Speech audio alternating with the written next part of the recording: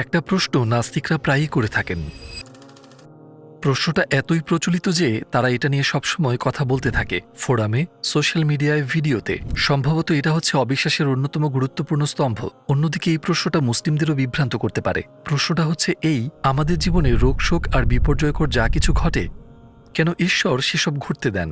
যদি একজন সৃষ্টিকর্তা থাকেন তাহলে তো তিনি এসব বিপর্যয় ঘটতে দেবেন না। কিন্তু ব্যাপারটা কি আসলেই তাই? প্রথমত, জগতে মন্দের অস্তিত্ব থাকাটাই একজন সৃষ্টিকর্তার অনুপস্থিতি প্রমাণ করে না। কেন? ব্যাখ্যা করা যাক। উদাহরণস্বরূপ একটা গ্যালারি অথবা আর্ট এক্সিবিশন কল্পনা করা যাক। যারা সেখানে যাচ্ছে তারা নিজেদের রুচি অনুযায়ী সেখানকার শিল্পকর্মগুলো পছন্দ করতে পারে আবার নাও করতে পারে।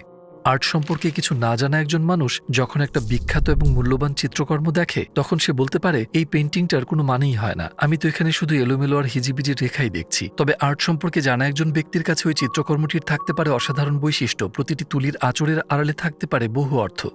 হ্যাঁ, আর্ট না বোঝা একজন ব্যক্তি শিল্পকর্মটা পছন্দ না করতে পারে, কিন্তু সে বলতে পারে না যে এই শিল্পকর্মটার কোনো শিল্পী নেই। ঠিক তেমনিভাবে জগতের দিকে তাকিয়ে একজন মানুষের কিছু বিপর্যয়কর ব্যাপার কুৎসিত মনে হতে পারে, অথবা তার নিজের অসুখ বিসুখ পছন্দ না হতে পারে, অথবা সে হয়তো এসবের পেছনের কারণ না বুঝতে পারে।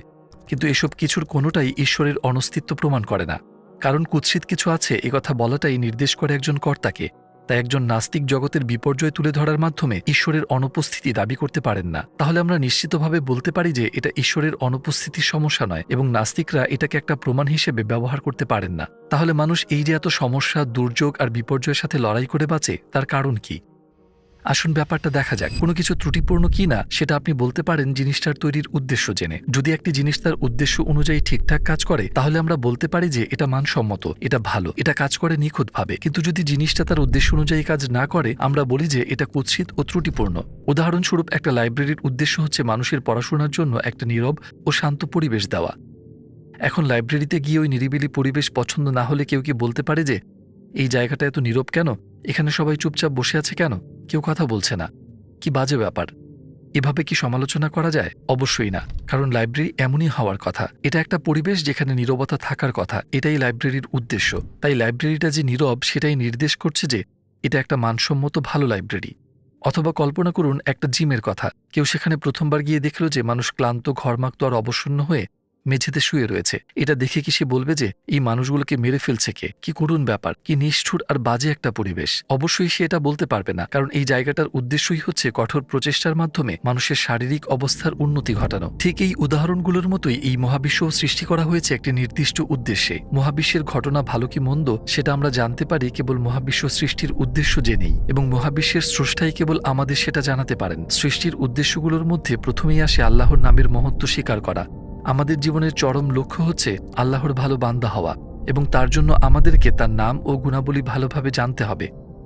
আরও অনেক উদ্দেশ্য পাওয়া যেতে পারে কেন এইভাবে মহাবিশ্ব সৃষ্টি হয়েছে, যেমন প্রচেষ্টার ভুলভ্রান্তির ভেতর দিয়ে উন্নতির দিকে অগ্রসর হওয়া, ধৈর্যের পরীক্ষায় উত্তীর্ণ হয়ে আল্লাহর প্রতি অঙ্গীকারবদ্ধতা প্রদর্শন করা সহ এরকম আরও উদ্দেশ্য। যদি উদ্দেশ্যগুলোর আলোকে মহাবিশ্বের দিকে তাকান, তাহলে দেখবেন যে সমস্যা, ক্লেশ আর রোগশোক আসলে অপরিহার্য। উদাহরণস্বরূপ, যদি অসুখ বিসুখ না থাকতো, আর শাফি অর্থাৎ নিরাময়কারী আল্লাহর এই নামটা কি আমরা জানতাম? অথবা আর রাজ্জাক অর্থাৎ রিজিকদাতা নামটা? যদি ক্ষুধা না থাকতো, যদি কৃতজ্ঞতা আর ধৈর্যের কোনো পরীক্ষা না থাকতো, তাহলে কি আধ্যাত্মিকতার পথে অগ্রসর হওয়া যেত? না। তাহলে বিশ্বজগৎ এবং তার ভেতরকার যেসব ঘটনাকে আমরা বিপর্যয় বলছি, সেগুলো আল্লাহকে জানার জন্য এবং সংগ্রামের ভেতর দিয়ে নিজেদের অবস্থা পরিবর্তনের জন্য আবশ্যক। সুতরাং এসব ঘটনাকে আমরা ত্রুটি অথবা মন্দ কিছু হিসেবে দেখতে পারি না।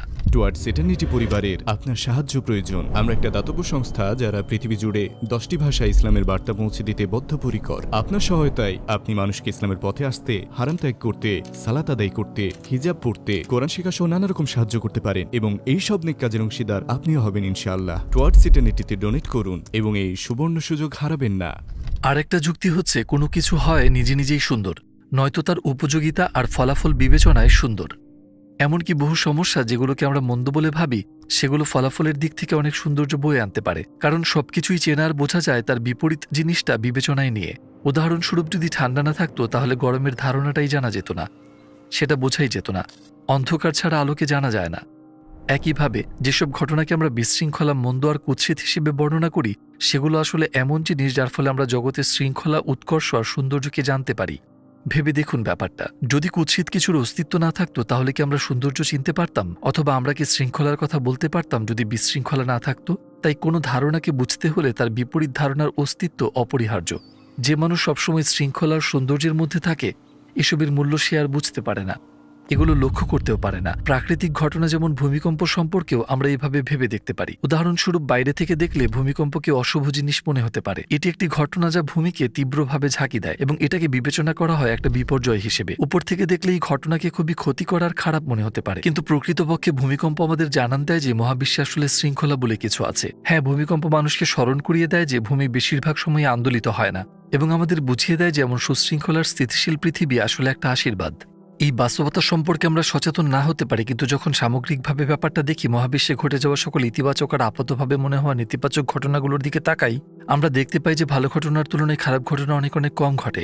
খারাপ জিনিস কদাচিৎ ঘটে শুধু তার বিপরীতটা আমাদের বুঝিয়ে দিতে। তাই মহাবিশ্বের অস্বাভাবিক ঘটনাগুলো স্বাভাবিক পরিস্থিতিতে অভ্যস্ত মানুষকে বুঝিয়ে দেয় যে যেসব জিনিসকে তারা স্বাভাবিক বলে ভাবে সেগুলো আসলে আশীর্বাদ। বিশৃঙ্খলা আছে বলেই আমরা শৃঙ্খলা লক্ষ্য করি। সুন্দরকে সুন্দর করে তোলে যে জিনিসটা, সেটা হচ্ছে অসুন্দরের কদর্যতা। এমনকি যেসব ব্যাপারকে আমরা বিশৃঙ্খল বলে ধরে নেই, আসলে সেগুলোও সুন্দর এবং সেগুলো নিজ নিজ উদ্দেশ্য পূরণ করে। আরেকটা যুক্তি হচ্ছে যে একটানা নিরবিচ্ছিন্ন সৌন্দর্য মানুষকে অসতর্ক করে ফেলার মাধ্যমে পরকালের কথা ভুলিয়ে দেয়। এই জগতের সৌন্দর্য মাতাল করে দিতে পারে মানুষকে।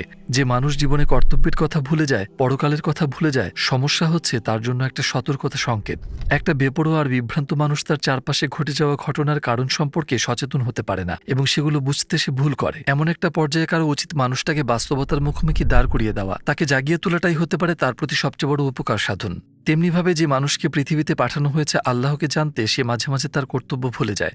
জীবনের উদ্দেশ্যের পরিবর্তে সে নিমজ্জিত হয়ে পড়ে অত্যন্ত তুচ্ছ সব জিনিসে।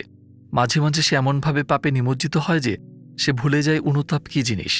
তাই বস্তুত আল্লাহ তাকে ক্লেশ আর রোগশোকের মাধ্যমে তার উদাসীনতা আর পাপময় অবস্থা থেকে জাগিয়ে তোলাটা খারাপ কিছু নয়, বরং এটা বিশুদ্ধ ক্ষমা আর সৌন্দর্য। কারণ আপনি লক্ষ্য করলেই দেখবেন যে ব্যক্তি সমস্যার সম্মুখীন হয়, সে অন্যদের চেয়ে বেশি বেশি পরকালের কথা ভাবতে শুরু করে এবং ইবাদত করতে শুরু করে। তাই এই দৃষ্টিকোণ থেকে আমাদের উচিত দুঃসময়কে খারাপ হিসেবে না দেখে আশীর্বাদ হিসেবে দেখা এবং তার জন্য কৃতজ্ঞ হওয়া। মানুষ হিসেবে আমরা সারা জীবন ধরেই জানতে চেষ্টা করি কোনটা উপকারী আর কোনটা ক্ষতিকর, এবং অধিকাংশ সময় আমরা ঘটনার পেছনের কারণ তা থেকে প্রসূত প্রজ্ঞা উপলব্ধি করি দেরিতে। উদাহরণস্বরূপ, গরম স্টোভ স্পর্শ করা থেকে শিশুকে বিরত রাখতে মা যদি তাকে চড় দেন, তাহলে সেটা আসলে সন্তানের জন্য আশীর্বাদ। কিন্তু শিশু এখনো সেটা জানে না। সে না বোঝে স্টোভ স্পর্শ করার বিপদ, না জানে চড়ের পেছনের কারণ। কিন্তু পরে যখন সে গরম স্টোভ স্পর্শ করার বিপদটা বুঝতে পারে, সে উপলব্ধি করে যে ওই চড়টা আসলে ছিল মমতার ভালোবাসার ফল। তাই আপনি যদি এটা করুণার দৃষ্টিতে দেখেন, তাহলে লক্ষ্য করবেন প্রকৃত অর্থে কদর্য তার মন্দ বলে কিছু নেই। এই উদাহরণগুলোতে ঠিক যেমনটি দেখেছেন, এগুলো আল্লাহর পক্ষ থেকে আমাদের প্রতি কিছু সতর্কতা। মাঝে মাঝে আমরা সেগুলো বুঝি না, আমরা হয়তো সেগুলোকে খারাপ জিনিস ভাবি, কিন্তু প্রকৃতপক্ষে সেগুলো খারাপের বিপরীত। এগুলো আসে বিশুদ্ধ করুণা থেকে। মাঝে মাঝে সেটা বুঝতে আমাদের দেরি হয়। শুধু ভেবে দেখুন ব্যাপারটা, একটা মায়ের চরের পেছনে যদি প্রজ্ঞা থাকে, যুক্তিসঙ্গত কারণ থাকে, তাহলে কেন কৃপা থাকবে না আল্লাহর পক্ষ থেকে প্রেরিত সতর্কতায়, যে আল্লাহ মানুষের উপর বর্ষণ করেন তার অসীম ভালোবাসা আর যত্নের ধারা? হ্যাঁ, মানুষ হচ্ছে একজন কর্তব্যরত সৈনিকের মতো, যে চেষ্টা করে যাচ্ছে এই বিশ্বজগৎকে বুঝতে আর তার স্রষ্টাকে জানতে। আল্লাহর কৃপার কথা ভাবুন, ভেবে দেখুন তিনি কত সব সুন্দর জিনিস সৃষ্টি করেছেন। তিনিই সৃষ্টি করেন সকল মায়ের মনে মমত্বের বোধ। আল্লাহ কি প্রকৃত অর্থে আপনার কোনো ক্ষতি করতে চাইবেন? যিনি সকল জিনিসে রেখেছেন কল্যাণ, যিনি সবকিছু পরিচালনা করেন মহান প্রজ্ঞার সাথে, তিনি কি বিশৃঙ্খল আর অপ্রয়োজনীয় কিছু সৃষ্টি করবেন? মাঝে মাঝে আমাদের দরকার হয় দৃষ্টিভঙ্গি পরিবর্তনের আর সবকিছু সামগ্রিকভাবে মূল্যায়নের, আর এই সমস্যাটাও নিশ্চিতভাবেই সেরকম একটা ব্যাপার।